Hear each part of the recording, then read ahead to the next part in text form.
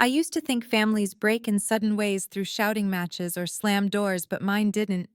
It fractured quietly like glass cracking beneath frost. It started or maybe ended at a Thanksgiving dinner that was supposed to bring us together. Instead, it was the night my sister raised her wine glass and told me I wasn't part of the family anymore. I remember the smell of roasted turkey, the way the gravy boat trembled slightly when I set it down. My reflection in the silver fork shaking just enough to betray my calm. I was 32. Old enough to know that family love isn't always unconditional, and sometimes it's a currency you can run out of. Across the table, Rachel, my sister, stood up. She had that posture she used when she wanted everyone's attention, her glass lifted like a gavel about to fall. Her husband Greg smirked beside her, already in on whatever performance she had prepared. My mother Linda smiled faintly, the kind of nervous smile that pretends not to understand cruelty. My father Tom stared at his plate. And then she said it. "We've discussed this," she announced, her tone dripping with the confidence of someone who had never once been told no. "We voted, and Ethan, you're not family anymore." Her words fell like ice cubes into boiling water. The soundless shock spread across the table before my brother-in-law Greg broke it with slow, sarcastic applause. Then my mother joined in, her hands trembling, her rings clinking together. My father didn't look up, but he nodded, that small, cowardly nod that hurt worse than the words. They all nodded, and that was the moment I realized something I never wanted to believe. You can be erased by the very people you built your life around. I didn't yell. I didn't even ask why.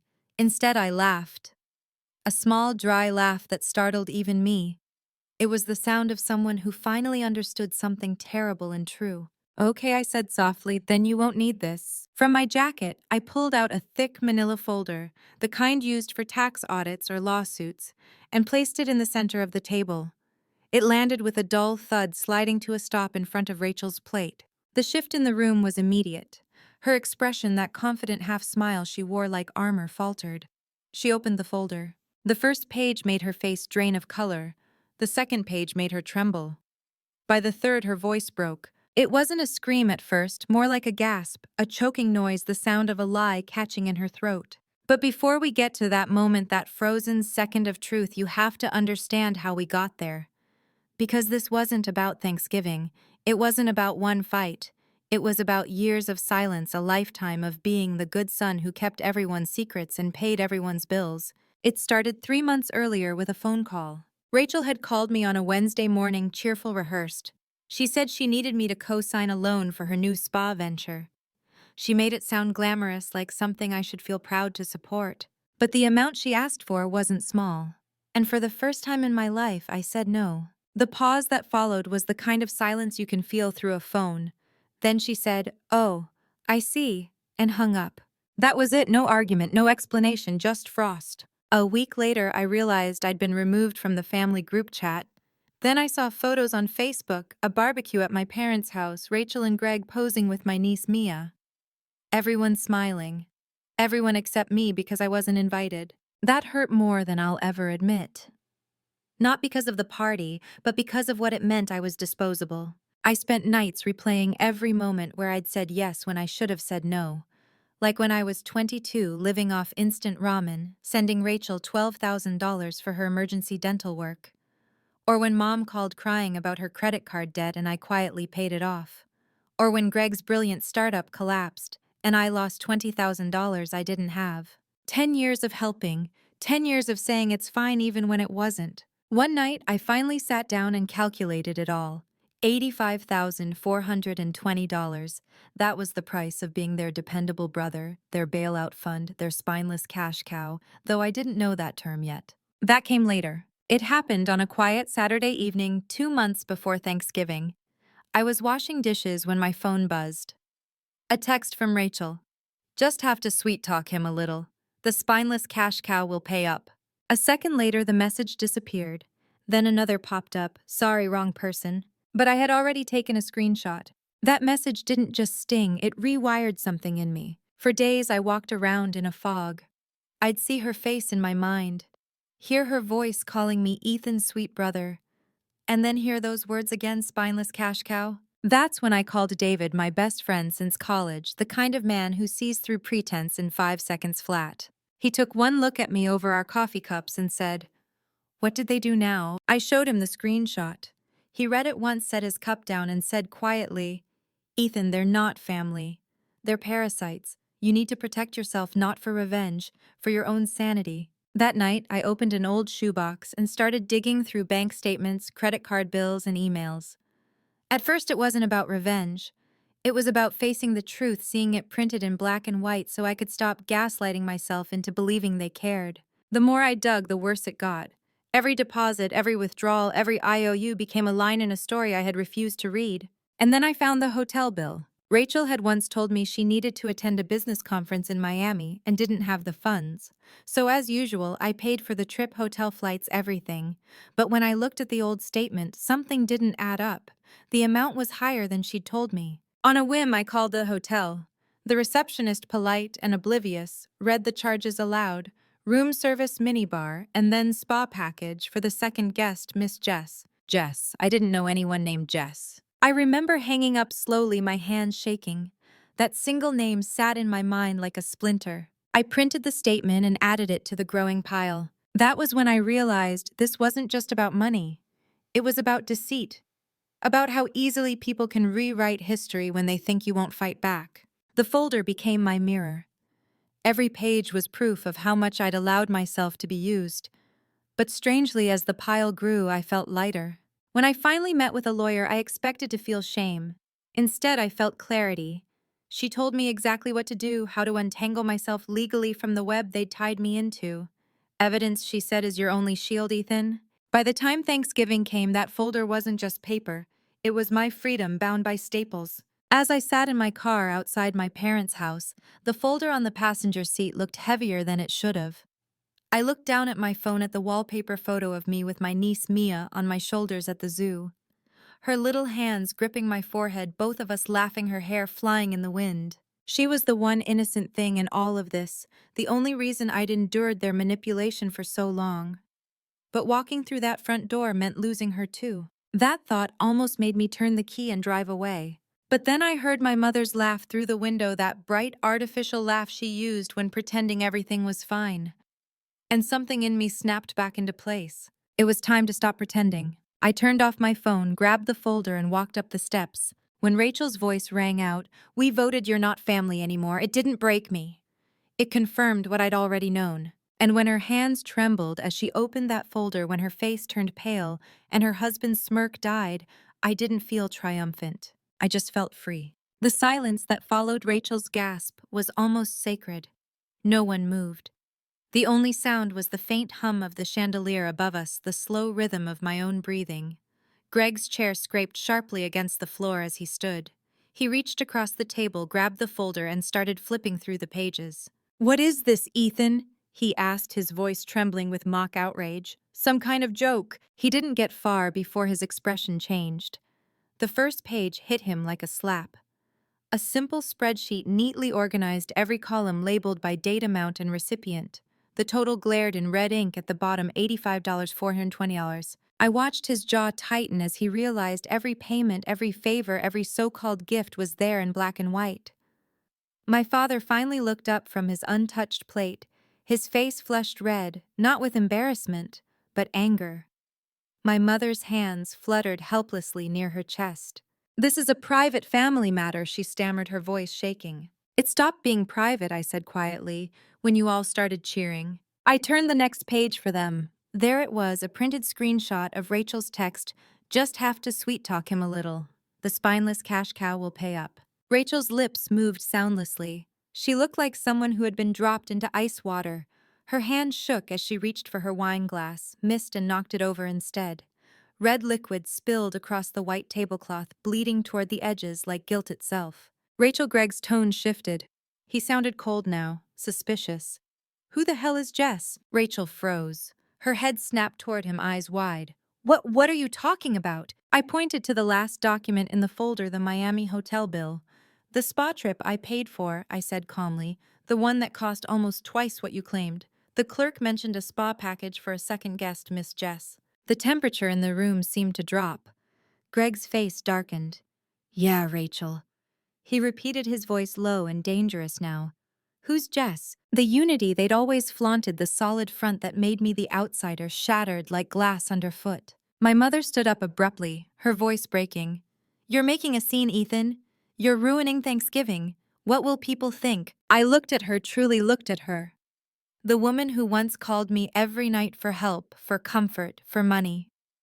The woman who always told me family comes first, except family in her world meant sacrifice without recognition. I'm not ruining anything, Mom, I said.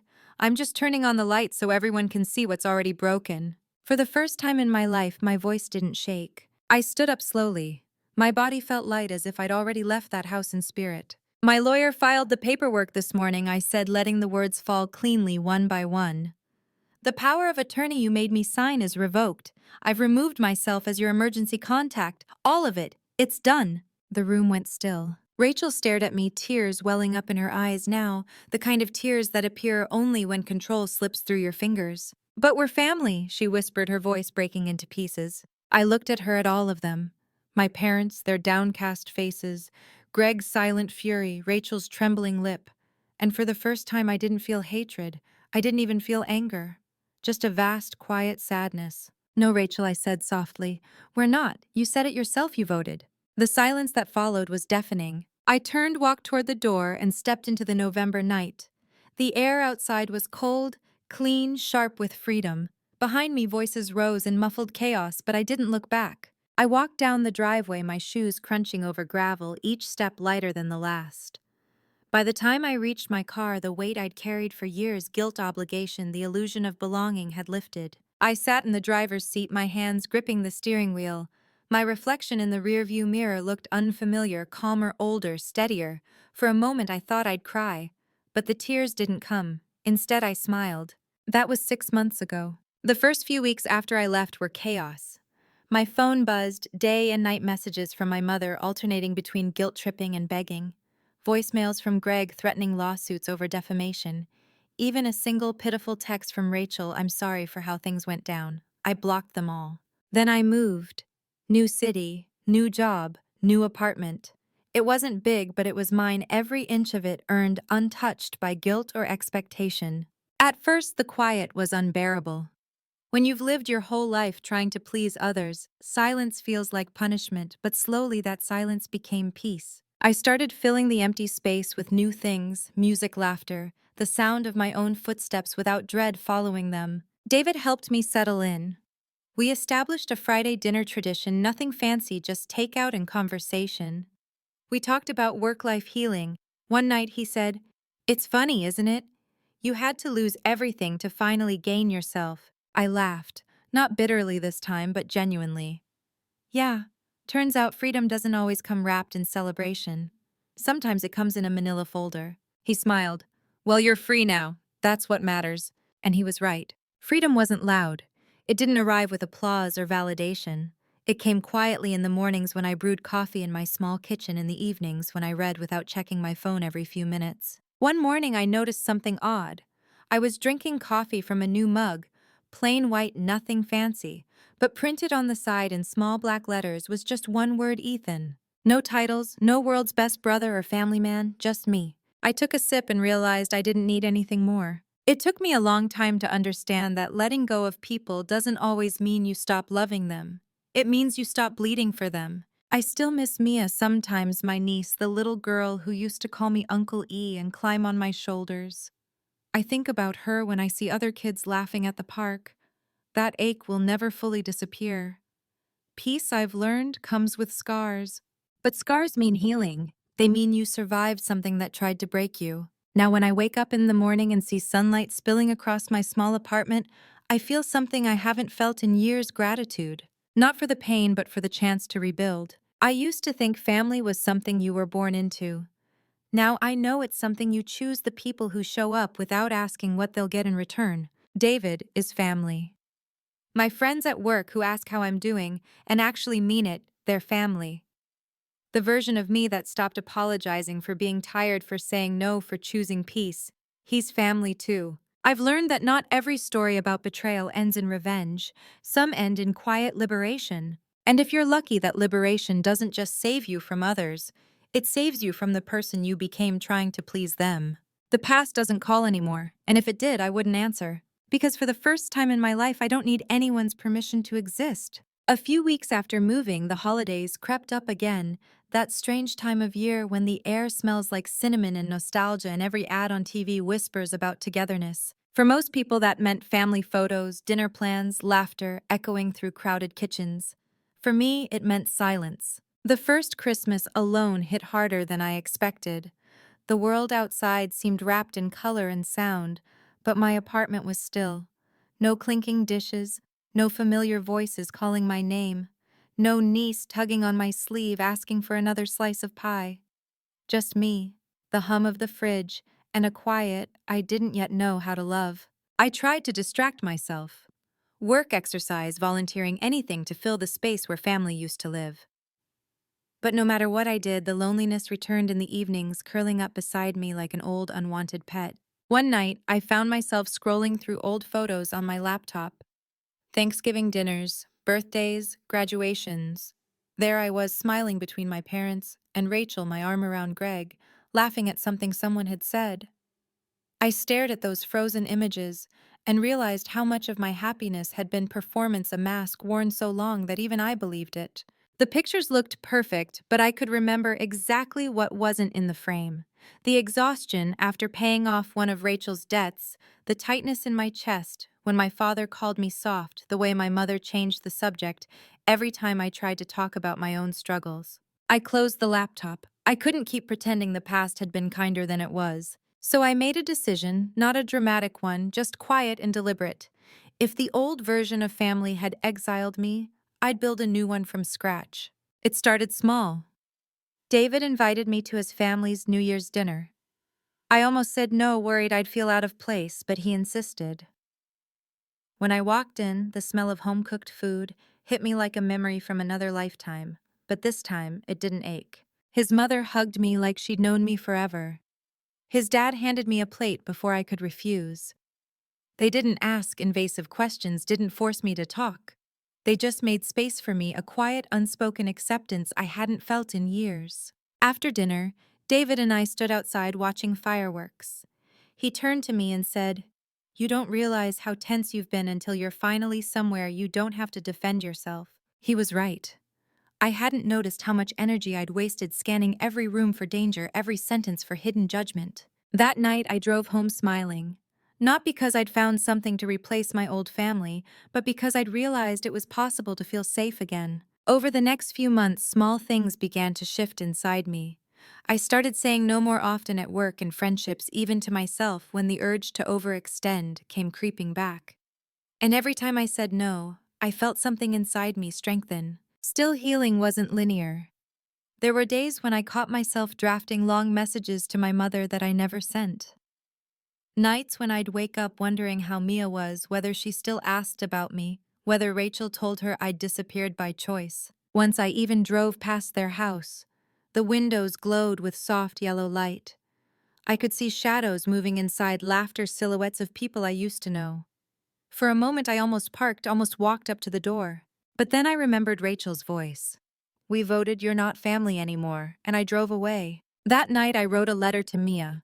I didn't know if she'd ever read it, but I needed to say the words aloud, even if only to the page. "Dear Mia, one day you'll be old enough to understand that family isn't about who shares your blood. It's about who shows up when it matters. I hope you learn kindness without letting it be used against you. I hope you know that love and boundaries can exist together, and I hope you grow up unafraid to walk away from anyone who makes you doubt your worth, even if that person carries your last name." I sealed the letter and tucked it away in a drawer. Maybe someday when she's old enough I'll send it. Spring came early that year. The city bloomed, cherry trees lining the sidewalks, sunlight spilling into coffee shops, strangers smiling for no reason, and somewhere in the midst of it all I realized I was smiling too. I met someone. Her name was Natalie. We met at a bookstore, both reaching for the same copy of a novel I hadn't read since college. She laughed and said, "You take it. I've read it twice already." That moment felt ordinary and impossible all at once, like life was quietly trying to apologize for everything it had taken away. We started seeing each other slowly, carefully. She never asked too many questions, never pushed for stories I wasn't ready to tell, but she listened, really listened in a way that made even my silence feel understood. One night, as we sat on my balcony watching the city lights flicker below, I told her about Thanksgiving, about Rachel, about the folder, about what it cost to finally stand up for myself. I expected her to look horrified, maybe pity me. Instead, she said softly, "You didn't lose them, Ethan. You lost the illusion that they loved you unconditionally. That's not the same thing." I looked at her, then realizing she wasn't trying to fix me. She was simply witnessing me, and that was more healing than forgiveness ever could be. Weeks turned into months, and life began to feel whole again, not perfect, but real. I stopped counting losses and started noticing the small, quiet wins, making coffee without dread, sleeping through the night, smiling without guilt. Then one afternoon I got an unexpected email. It was from my mother. Just seeing her name in my inbox made my chest tighten. The subject line read, "Mia misses you." My hands hovered over the keyboard. For the first time in months, I felt the old tug, that mixture of love and pain I thought I'd outgrown. I opened it. Her message was short. Just a few sentences. "Ethan, I know you don't want to hear from us, but Mia keeps asking why you don't visit anymore. She cries sometimes. She doesn't understand. Please call me, Mom." I stared at the words until they blurred. Part of me wanted to hit delete and move on. But another part, the uncle, the protector, the man who'd once carried that little girl on his shoulders, couldn't ignore it. I closed the laptop and sat in silence for a long time, listening to the steady tick of the clock on the wall. I didn't know what to do yet. But I knew this, whatever came next, I wouldn't step back into their world as the same version of myself they had destroyed. If I ever walked back into that house, I'd walk in standing tall, not as their son or their brother, but as a man who finally understood what love should and shouldn't cost. I didn't sleep that night. Every time I closed my eyes, I saw Mia's face, the way she'd look up at me, with that crooked little grin, her missing front tooth making her lisp when she called me Uncle E. The words from my mother's email echoed in my head. "She cries sometimes. She doesn't understand." And that was the part that broke me. Because I did understand. I understood exactly what it felt like to be a child caught in someone else's silence. When I was her age, I used to sit at the top of the stairs, listening to my parents argue.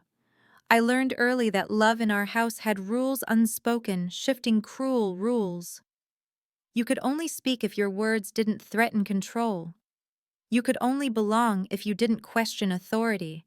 It wasn't a home, it was a hierarchy. And now I realized with a painful clarity that they were building the same system for her. The next morning, I sat with my coffee and stared at my phone for a long time. My thumb hovered over my mother's contact. Every instinct screamed against it, every lesson I'd learned about self-preservation. But behind that fear was a deeper ache. What if Mia grew up thinking I didn't care? So I called. It rang 3 times before she answered. "Ethan." Her voice was tentative, like she wasn't sure if she should be relieved or afraid. "Hi, Mom." My voice sounded strange formal. There was a long pause. Then a shaky breath. "Thank you for calling. I didn't think you would." I almost didn't. I expected guilt manipulation, the usual tone she used when trying to pull me back into orbit. But she surprised me. Her voice softened. "I know you have every reason to hate us, and I can't undo what happened. But Mia's been asking for you every day. She's confused. She doesn't understand why her uncle disappeared." I swallowed hard, because her parents made sure of it. "I know." Her voice cracked on those 2 words. "Rachel. She's different lately. Angrier. Greg's gone most nights. The house is falling apart. Mia feels it. She's only 8, Ethan, but she feels everything." That image, that little girl wandering around a house full of tension, gutted me. I pinched the bridge of my nose, staring at the floor until my vision blurred. "I'll come," I said finally. "But I'm not coming for them. I'm coming for her." "I understand," my mother whispered. We agreed to meet the following Saturday. The drive back to my hometown was surreal. Every landmark carried ghosts: the gas station where Dad used to yell at attendants for being too slow, the diner where Rachel and I once split milkshakes before exams, the park where Mom used to pretend everything was fine. By the time I reached their neighborhood, my stomach was tight with old dread. The house looked the same, neat lawn, pale shutters, the same wind chimes hanging on the porch. But it no longer felt like home. I parked on the curb, sat for a moment, and took a deep breath. Then I got out. The door opened before I could knock. Mia ran out barefoot, her hair flying, her face lighting up like sunrise. Uncle E. I barely had time to kneel before she threw herself into my arms. Her small hands clutched my neck, her laughter breaking something open inside me. I missed you, she said against my shoulder. I missed you too, kiddo. When I looked up, my mother was standing in the doorway. She looked older, smaller somehow, her face etched with regret. Come in, she said quietly. Inside the house felt different, colder. The pictures on the wall, once full of smiles, seemed like exhibits from a life I no longer belonged to. My father wasn't there. My mother said he'd gone to stay with Rachel for the weekend to help with the business. Her tone made it clear that wasn't the full truth. Mia led me to the living room, talking fast about school projects, her new teacher, the cat they'd adopted. For a moment, it was almost easy the way children can still make broken things feel whole just by existing. When she left the room to get her sketchbook, my mother finally spoke. She asks about you constantly, she said. Rachel tells her you're busy, but she doesn't believe it anymore. I stared out the window. Does Rachel know I'm here? No, and I'd like to keep it that way for now. Her voice carried something new, a quiet defiance I'd never heard before. She hesitated, then added, You were right about them. About everything. Greg's been cheating. Rachel's business collapsed. They've been trying to drag us into their mess again. Your father's helping her not out of love but guilt. He can't stand being the bad guy, so he keeps funding their chaos. I turned toward her slowly. And you? She looked down. I stopped trying to fix it. I can't anymore. Her eyes shimmered with exhaustion, but also something like freedom. Mia came running back in, waving her drawing. It was a family portrait, her in the middle, her parents on one side, and me drawn taller, holding her hand on the other. Underneath, in blocky letters, she'd written, My real family. I felt my throat close. When she wasn't looking, my mother whispered, She sees you as safe, Ethan. I'm sorry it took me this long to understand why. That day, I stayed longer than I'd planned. We played games, baked cookies, laughed. For a few fleeting hours, the ghosts went quiet. Before I left, I knelt to Mia's level and said, Listen, kiddo. If you ever need me, really need me, you can always call. No matter what anyone says. She nodded solemnly. Promise. Promise. She hugged me one last time, and I walked out before the sadness could catch up. As I drove back to the city, I realized something had shifted. The anger that once fueled me was gone. What was left wasn't forgiveness, not exactly, but peace. Because forgiveness, I'd learned, isn't a gift you give the people who hurt you. It's a release you give yourself so you can finally stop carrying their weight. That night, I sat on my balcony with a glass of wine looking up at the stars. I thought about my mother's tired eyes, about Rachel's crumbling life, about Greg's hollow bravado. But mostly I thought about Mia, her small hand clutching mine, her laughter still echoing faintly in my ears. And I smiled. Not because the story was over, but because I finally knew how to write the rest of it myself. The next few weeks passed like a quiet tide, steady, unremarkable yet full of small ripples that reshaped everything inside me. I started hearing from my mother occasionally, short, polite messages, updates about her garden, how she'd started volunteering at the library. They were small things, but they felt different this time. She wasn't asking for anything, she was just talking. And though I didn't reply often, I didn't delete them either. It was the first fragile bridge built on truth rather than guilt. Then one evening in late May, I got a call I didn't expect. The number was unfamiliar, but my stomach knew before my mind did. When I answered, the voice was shaky, hesitant. Ethan, it's Rachel. For a second, I couldn't speak. Hearing her voice again was like hearing a song I'd sworn never to play, familiar and painful. She exhaled sharply. Please don't hang up. I just need 5 minutes. The silence between us stretched thin. Finally, I said, You have two. Her laugh came out hollow. Fair enough. I deserve that. She paused, the sound of her breath uneven. Everything's gone, Ethan. The business. Greg. All of it. He left 2 weeks ago. Took what little money we had. I found out he was with someone else. The word karma flickered in my mind uninvited. But I didn't say it. I just listened. I know I don't deserve your help, she continued, voice trembling. But I don't know where else to go. Mia, she's with Mom right now. I'm trying to find work, but it's... Stop. My tone was calm but firm. I'm sorry for what you're going through, Rachel, but I can't be your solution again. I'm not asking for money, she said quickly. I swear, I just needed to tell you that you were right. About everything. About me. Her words hung there raw and small. I leaned back in my chair staring at the ceiling. Part of me wanted to hang up to protect the peace I'd built, but another part, quieter and older, just listened. I ruined us, she whispered. I thought I was smarter, prettier, more deserving. I thought I could twist people into giving me what I wanted. But now I see, I was just afraid. Afraid of being ordinary. And you were the only one who ever gave without taking. I closed my eyes. Her voice cracked again. You don't have to forgive me. I just needed to say it. Something shifted then, not forgiveness, not reconciliation, but closure. I don't hate you, Rachel, I said softly. But I can't walk back into the fire to prove that. She let out a trembling breath. I understand. Then after a long silence, she added, Tell Mia I love her. I will, I said, and the line went dead. I sat there for a long time staring at the phone, thinking about how strange it is that some endings don't come with explosions, they just fade into quiet acceptance. That night I couldn't sleep. My mind replayed fragments of every moment I'd tried to fix her life, every loan, every rescue, every time I believed the promise that she'd do better. And I realized something I'd never seen before: she had never needed money. She needed accountability. And love without boundaries had robbed her of both. In the morning, I drove to my mother's house again. I hadn't planned to, but something inside me said it was time. When I arrived, Mia was in the front yard drawing on the pavement with chalk. She looked up, saw me, and sprinted toward me, her arms wide. Uncle E! I lifted her easily, spinning her around until she squealed. Her laughter filled the air, bright, unburdened, pure. From the porch, my mother waved, smiling softly. She's been waiting for you, she said. We spent the afternoon together baking cookies, helping Mia with her homework, laughing at her wild stories about school. For the first time in years, the house didn't feel like a battlefield. When Mia went outside to play, my mother poured us tea. She looked tired but peaceful. Rachel called me, she said quietly. I know. She said you were kind. I shrugged. I just told the truth. She nodded, her eyes wet. You've always been the best parts of this family, Ethan.